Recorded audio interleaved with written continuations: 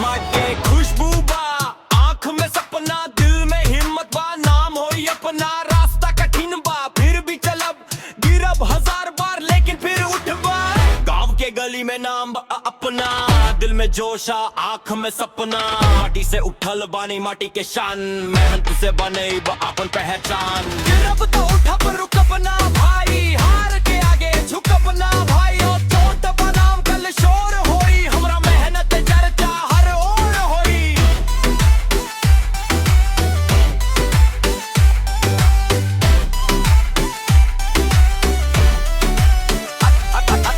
कच्चा बा रास्ता, इरादा पक्का, सपना बड़ा बा, दिल न कच्चा। जे हसेला आजू देखी कल, मेहनत से बदल दे बाप पल। ना चाही बहाना ना चाही सहारा, अपना दम पे चमकी सितारा। पसीना गिरेला जब दिन रात, ओही से बनेला पहचान खास। गाँव के छोरा दिल में आग, सपना बड़ा ना छोट विचार। आज संघर्ष बा कल जीत होई, अपना नाम के भीड़ में रीत होई ना। रुकब ना झुकब ना डर, गिर के भी बार बार उठब।